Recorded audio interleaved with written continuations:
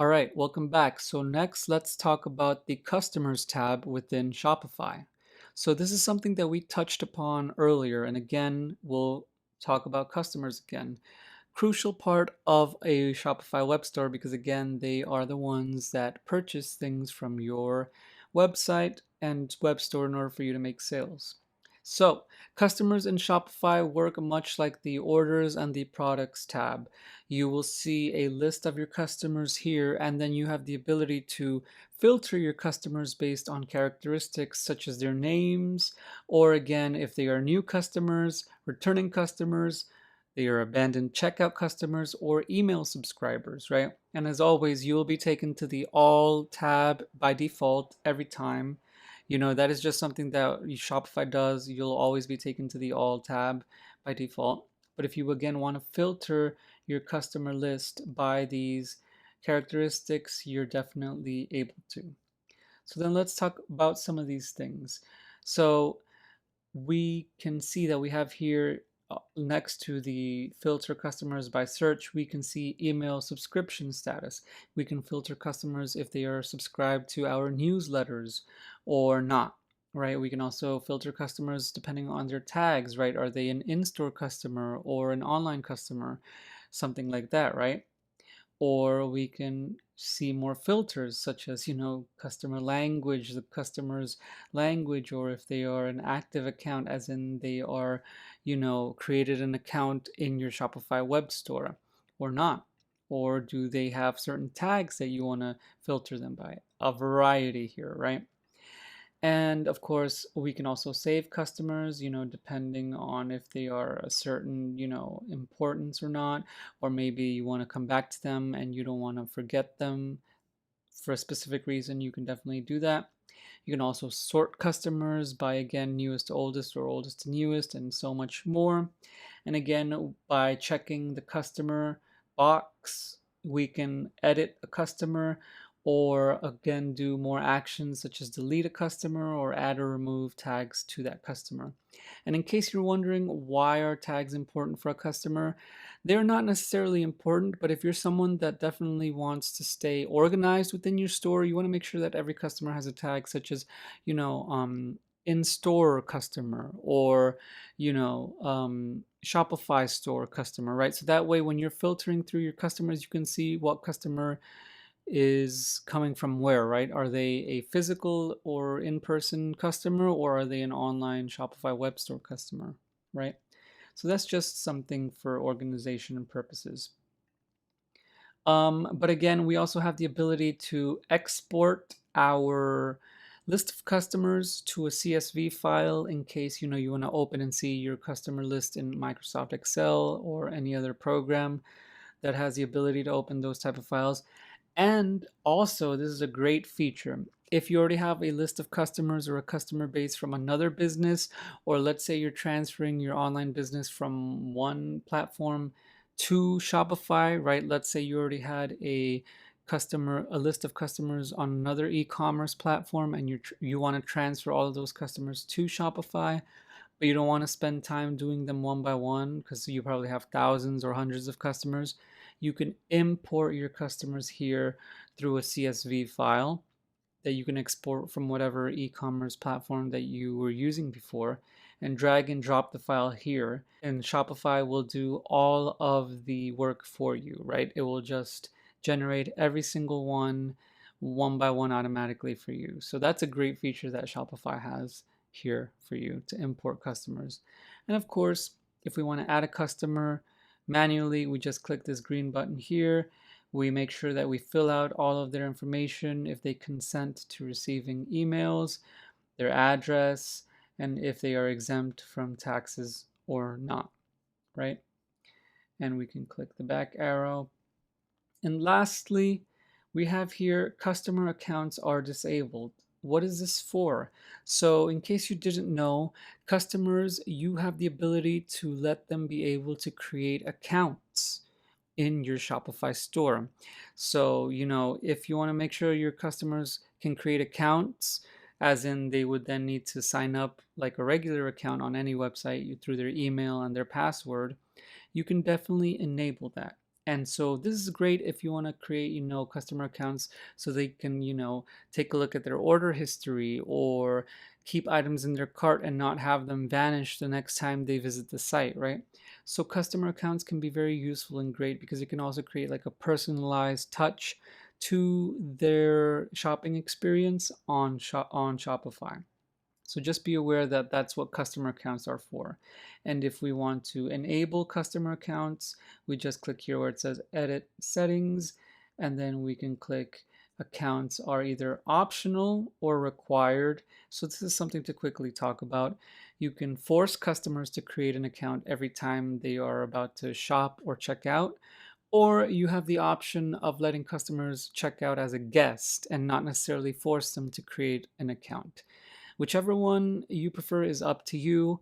And so if you definitely though want to make sure that your customers, you know, have something to keep with them in terms of, an account, in terms of a username and a password, then definitely make sure that you at least make the accounts optional for them. Because people like to have an option, especially customers. All right, so yeah, so that is pretty much it for the Customers tab within the Shopify platform. So now let's continue by moving on to the Finances tab within the Shopify platform here on the left. So as you probably assume by now, your finances have to do with your sales and your income on your Shopify web store. How much money are you profiting, right? How much money are you making? So here we don't see a lot of statistics and numbers and values and so forth because we obviously just started this store. But as you sell items over time, you will see here that you have the ability to change the finances overview, as in how much you've sold for a certain period of time. It can be the last 7 days, the last 30 days, and so forth. So this is very helpful to you because it can help you see and track how you're doing month by month and even compare that to the same month in a previous year and so forth. So if you want to, definitely, calculate your business's growth in terms of sales and revenue, this is a great tab to be in because all of the statistics and sales and so forth are here specified in this tab. When we see here where it says net sales deals with your actual gross sales minus discounts and returns. So it'll be, that in terms of sales. So just so you know what gross sales are, it's gross sales is just basically total sales. But the net is when you deduct, discounts and returns. And so then here after that, we have gross profit and margin. So it says here sales are only part of the story. Keep track of your store's profit by entering product costs. So what does this deal with? So again, if you don't know what a profit margin is, it's basically the percentage that you reap as profit from something. So let me give you an example. Let's say, that t-shirt that we're selling for $20 that we created in this course earlier, I'm selling it for $20, but in order to get it shipped to the customer and print it out, I have to pay $10 to the, manufacturing vendor that I'm partnered with. So when I make the sale online, I send the order to them so they can print and ship out that shirt to the customer.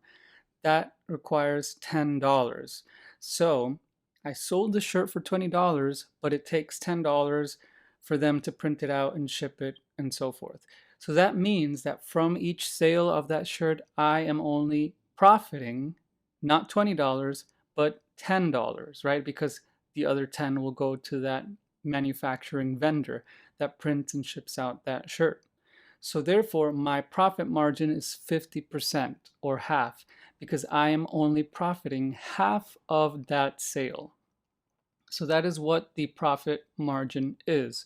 And so that's different from, your entire gross sales or net sales, because net sales doesn't really, accurately tell you how much money you are making. It's just telling you how much your business is sold, right? In terms of an amount, in terms of dollars or whatever currency, is used in your country. But the profit is the actual cut of those gross sales that you take with you as income. So just know that that is what this is for. So if we click add cost per item, we can see here what I was talking about, right? If I'm selling this shirt for $19.99 and it costs $9.99 for it to be shipped out, printed to the customer, then that means that the cost to make per item, in this case a shirt, is half of the actual total price of this shirt. $9.99 versus $19.99. So that is just what this is for, in case you didn't know. Okay, so let's go back to finances. Okay, and then after that, we have finances breakdown. So here we can see our earnings. And so whenever we're having, payouts, when we, then start to get paid for the sales that we make, we will see our earnings here. And so how this works is that Shopify does payouts in which you are paid at a certain date. If we click here where it says show all payments, what you'll see here when you have a list of payout dates for the sales that you made is that you'll see a list of them here in chronological order by date, and you can change them depending on the past month, the past week, the past day, and so forth. And so what will happen here is that you'll see a list of the payments and how much you were paid, how much of those were from a certain type of checkouts, how much of those sales were made through credit card or through your Shopify store, and then was it in terms of a PayPal, or was it through another form of payment? The gross payment, as in the actual total, sale, and then the refund, and then of course the net payment, which is what you profit, right? When we take away refunds or discounts. So again, you can also print this if you'd like for your records in terms of, if you're someone that likes to be organized, you can definitely do that as well. And you can also export this into a CSV file to then view this data and sales and payments in a program like Microsoft Excel. And you notice here that it says all channels. This is something that we'll talk about later, but all channels basically means all sales channels. So that means including every single place that you basically have your online shop set up and linked to Shopify. All right, so let's go back to finances. Okay, and so then if we scroll down, we see here that we have Payout Account. You haven't added a Shopify Payments Payout Account yet. So in case you didn't know what this was, you have to go through this process when you want to start receiving money, because in order to start receiving deposits into your, bank account and so forth, you need to set up Shopify Payments. This is how you get paid. So you would have to add your business information here, and then of course also your routing number and your banking information if you want to get paid through that way. And don't worry, these payments are fast, safe, and automatic with Shopify. So just know that that is what that is for. A payout account is a must to have if you want to get deposits into your either bank account or PayPal account in terms of payments. And then lastly, well, second to last, here we have current bill. Current bill basically is, the payment for your Shopify monthly or yearly plan, right? So within what billing cycle are we in? If you have a monthly plan, it renews every month. So, depending on how many days you have in that billing cycle, if it's a month, it would be every 30 days, right? It tells you here, how much days are left in the current billing cycle and if you have any payment to pay for the bill for Shopify. So that is what this is for. And then lastly here is collected tax. So the taxes that were collected from your store, again, Shopify does add these pretty much automatically if you're in the United States. But of course, taxes vary by country and also by state. You can set up tax collection here manually if there are specific parts of the world that you want to add taxes for. But again, Shopify has these, to start off with, created for you. You just have to go set them up, which is a pretty simple process. But again, that's just what that is for. So this is pretty much it for the Finances tab in Shopify. Just know that it is an important tab to keep track of your sales, your net profits, and to see how your business is doing, if it's growing or declining. And on top of that, make sure that you have your payout account set up in order for you to actually receive your money, your deposits, and also keep track of when you will be paid.